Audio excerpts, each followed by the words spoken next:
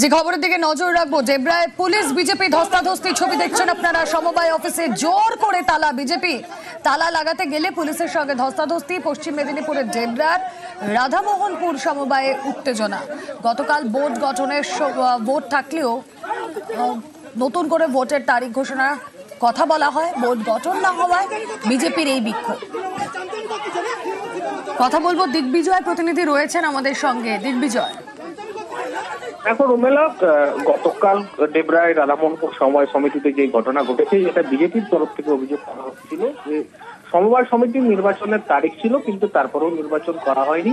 এক্ষেত্রে আমরা সমবায় কর্তৃপক্ষের কাছে কথা বললে তারা জানান যে নির্বাচন কমিশন নির্বাচনের জন্য যেই টাকা পাঠায় সেই টাকা কিন্তু আসেনি, তার জন্য অন্য তারিখ ঘোষণা করা হবে।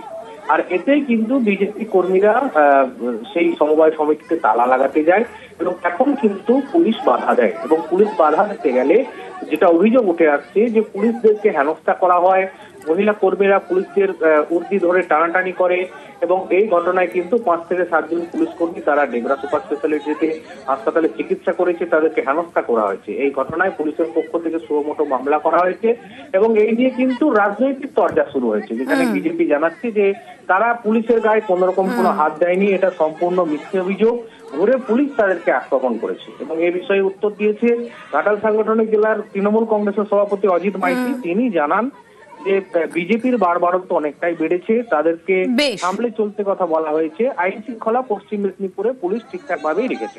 বেশ, কালকে সমবায়ের ভোট ছিল, আগে থেকেই নমিনেশন করানো হয়েছিল, কালকে ভোটের ডেট ছিল কিন্তু ভোট হয়নি। আমাদেরকে ওখানে যেতে জানানো হয় যে ভোট করা সম্ভব না, ব্যাংকের কাছে পর্যাপ্ত পরিমাণ ভোট করানোর মতো টাকা নেই। যার জন্য আমরা আন্দোলন করেছিলাম শান্তিপূর্ণভাবেই।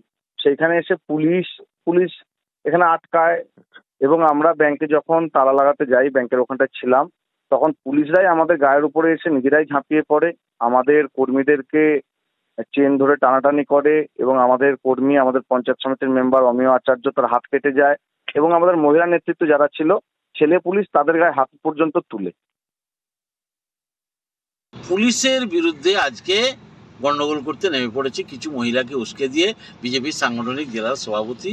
কোঅপারেটিভ ইলেকশন কেন বন্ধ আছে সেটার জন্য বিজেপি জবাব। তুমি তো আইন শৃঙ্খলা দেখো না, আইন শৃঙ্খলাটা দেখে পুলিশ। গা করকর করছে, আসলে নিশাচর প্রাণী দিনের বেলায় যাদের গা করকর করে। যেহেতু আইন শৃঙ্খলার অবনতি হয়নি, সুন্দর আছে, যেভাবে হোক একটা পুলিশকে বদনাম দিতে হবে, যেভাবে হোক একটা অশান্তির বাতাবরণ তৈরি করতে হবে। তাই ইলেকশনের ছুতো দিয়ে একটা সমস্যা তৈরি করে দিয়েছে